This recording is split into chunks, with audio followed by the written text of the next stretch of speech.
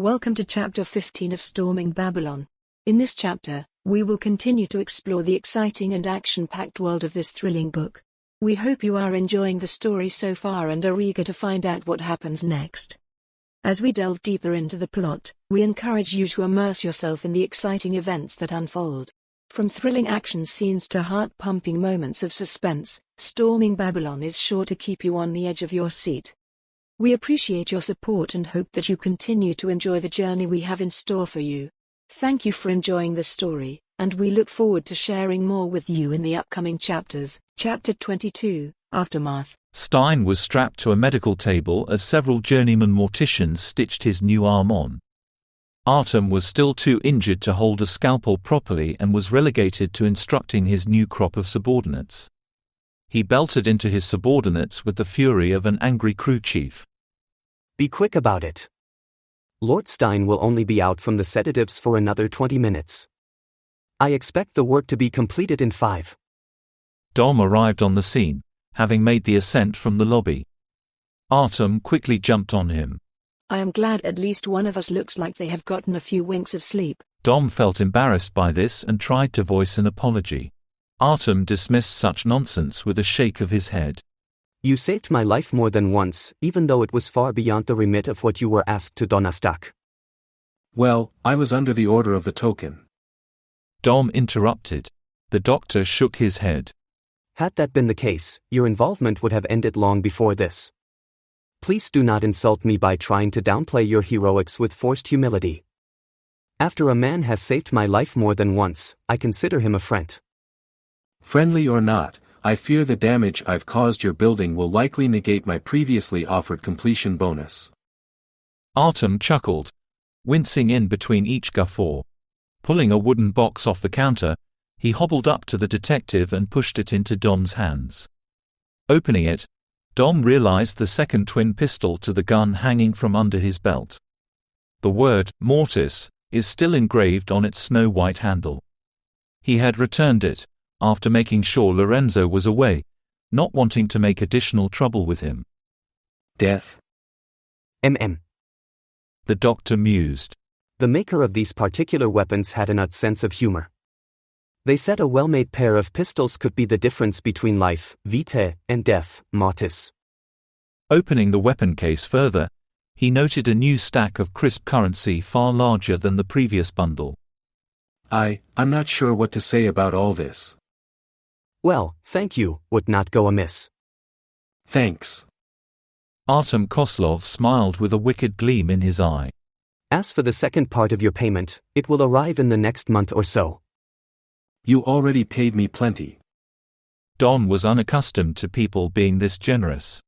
Nonsense. As I made plain, I feel quite indebted to you. You may find my friendship is both a blessing and a curse, though. Such dalliances come with baggage from time to time. I must ask you to take your small partner and return to your home. There is little time before the meet. Are you two seriously going to have the meeting after all this? The doctor nodded matter-of-factly. To do less indicates to our enemies there is a weakness they can exploit. My master will not allow that to happen as long as he draws breath. The detective said his goodbyes before taking the long walk down the stairs to the lobby. Jackie was, once again, regaling the twins with his long-winded stories until the detective emerged from the elevator. The pumpkin squeaked with joy at the sight of Dom and ran barreling into his legs. Can we get a snack on the way home? I'm sure these lovely ladies got you anything your heart desired while you were in their care. Dom offered a sideways glance at Jackie's fawning fans. Sure, boss. Sure, but it was all kinds of fancy grub, and it just doesn't taste right unless it's been wrapped up in butcher paper. Dom shook his head as the duo carefully exited the blown-out hole that had previously been the entrance. They had just gotten to the curb when a fancy town car pulled up in front of them. The rear passenger window rolled down and Lorenzo looked out. Hey kid, you need a ride back to your place? Dom sighed and nodded before he slid into the giant town car with Jackie. Kid, I think you have honored the token and then some. You've also worried me half to death. So how about you let me help you take it easy for a while? A month later. The news was still reporting about a gas leak in Babylon. The prestigious Adam Stein was pictured comforting the families of his fallen employees during their time of grief in every article. Everyone injured or killed in the event was compensated by the City Relief Fund, created by Babylon, of course. The real news was shoved so far under the rug that it would take a forensics expert to get an inkling of what happened. Dom never got a lead on who the man in red was, or why he had it out for Adam Stein. Artem had officially closed the case after he was well enough to move about again. As for the good doctor, rumor has it, he was still putting his Mortician's Guild back together. He stopped by Dom's office only once after the case to examine the painful cut the ghoul had inflicted on his cheek.